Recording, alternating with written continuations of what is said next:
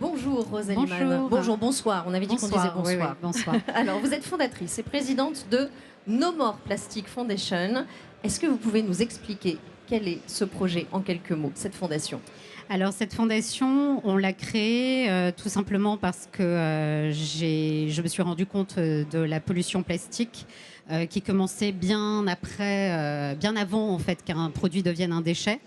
Tout simplement parce que mon fils est tombé très malade et on a passé beaucoup de temps à l'hôpital et un jour un urgentiste m'a dit cette phrase qui a été un électrochoc pour moi, c'est normal, c'est la pollution.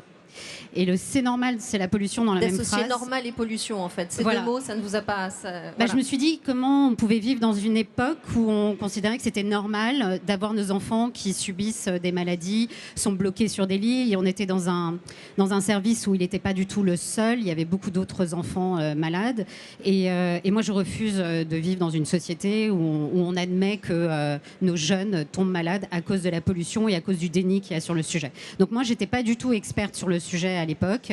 J'ai appelé mon amie Alexandra Cousteau, qui elle est très au fait de toutes ces questions de pollution.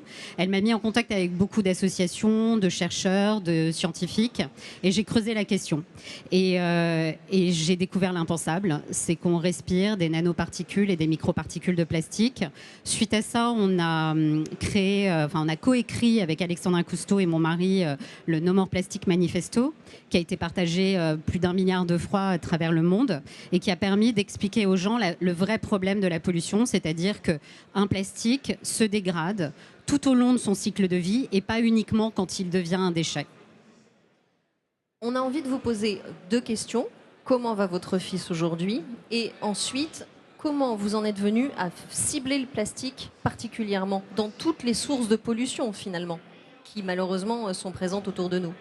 Alors mon fils va toujours mal parce que tout simplement je me suis rendu compte que tous nos enfants naissent prépollués aujourd'hui et il en fait partie. Il fait partie de cette génération qui sont nés prépollués de microparticules et de nanoparticules de plastique parce qu'on en a retrouvé aussi dans les placentas, les fœtus. Ça traverse en fait vraiment les cellules. Les barrières, oui. Les barrières, c'est voilà exactement. Et ça a un impact réel sur la santé. Et c'est à partir de là où je me suis dit il faut vraiment alerter parce que le plastique c'est un matériau fantastique. Il ne faut pas remettre ça en question, c'est vrai. Il y a eu énormément de prix Nobel sur le sujet, mais on l'a introduit dans beaucoup trop de produits de notre quotidien. On touche plus de plastique que les gens qu'on aime aujourd'hui. Vous pouvez faire l'exercice en une seule journée. C'est un exercice que je pense qu'on peut tout faire et qui est très intéressant et qui nous fera nous rendre compte de l'importance du plastique dans nos vies. Il est vraiment partout. Et il est même dans des produits qu'on ne soupçonne pas, comme les chewing-gums ou les sachets de thé, etc.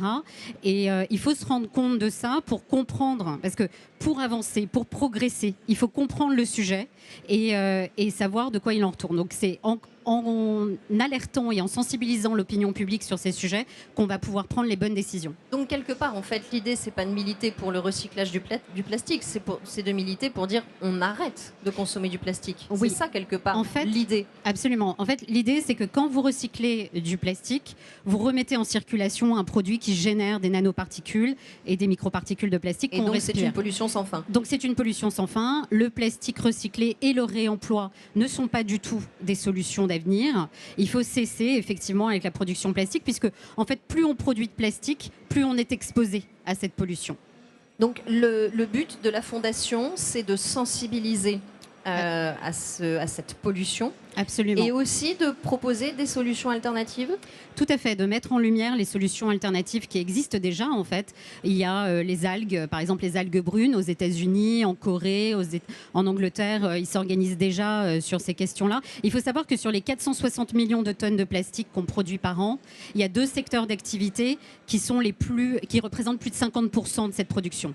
Ce sont les packaging et le textile. Donc vous voyez, on n'est pas en train de refaire le monde. Donc si on réduisait la production de plastique dans les emballages et le textile, on réglerait déjà 50% du problème.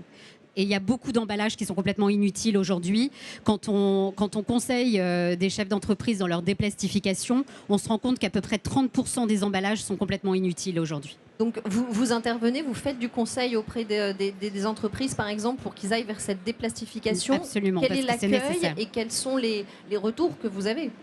Alors l'accueil, il est plutôt positif parce que les entrepreneurs, ils ont un besoin d'aller vers l'avenir. Ils ont bien compris qu'on a de plus en plus d'études qui nous mettent en avant le côté délétère du plastique et qu'ils vont perdre des parts de marché s'ils ne prennent pas le tournant aujourd'hui. Donc toute entreprise qui aujourd'hui a un business model qui dépend énormément du plastique ou du plastique recyclé est en danger aujourd'hui. C'est aussi une question économique.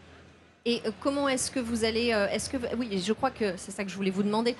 Vous travaillez avec les entreprises, vous dites vous faites du conseil, vous travaillez aussi avec des marques, là aussi pour sensibiliser à des matières des qui solutions, sont... Voilà, à des exactement. solutions. Et par exemple, c'est quoi alors? Par exemple, dans le textile, vous pouvez faire beaucoup de choses avec la laine. Il y a peu de gens qui savent, mais on a des maillots de bain en laine, 100% laine. Je l'ai testé cet été. C'est pas du tout... Enfin, c'est waterproof, c'est extrêmement agréable. Ça vous protège des UV. Et il y a des grandes marques qui s'investissent là-dedans. Il y a Prada qui déplastifie son industrie, qui travaille justement avec Woolmark sur ces sujets d'innovation.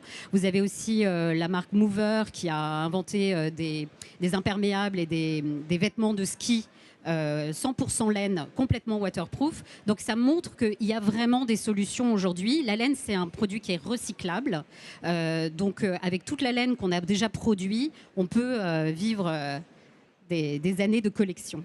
Dans votre livre, je redonne le titre, No More Plastique, comment le plastique ruine notre santé, aux éditions Le Large, c'est ça? Non, La Plage. La Plage. Il manquait une lettre, donc du coup je n'arrive. Donc La Plage, merci. Oui, oui. Vous parlez de ces solutions ou bien vous faites un état des lieux? Dites-nous. Alors je fais un état des lieux parce que je pense que c'est important qu'on comprenne vraiment. J'ai regroupé en fait ces 7 ans de recherche vraiment de toutes les études scientifiques à travers le monde pour vraiment montrer qu'il existe énormément de preuves aujourd'hui de l'ingestion de ces microparticules de plastique et la santé humaine avec des maladies. Et ensuite, on met effectivement toutes les solutions parce que c'est extrêmement important d'avoir de l'espoir. On a énormément de solutions qui existent déjà en fait et sur lesquelles et donc quelque part, j'ai envie de vous dire pour la dernière question, le progrès, c'est un monde sans plastique? Alors le progrès, en fait le véritable progrès, c'est admettre ses erreurs. Ça a toujours été ça. On a longtemps pensé que la Terre était plate. On a longtemps pensé que la cigarette était bonne pour la santé. Les médecins nous le recommandaient, on le vendait en pharmacie. Donc il faut reconnaître aujourd'hui que le réemploi et le recyclage du plastique ne nous mènera pas à la fin de la pollution plastique. Merci beaucoup Rosalie Mann. Merci à vous.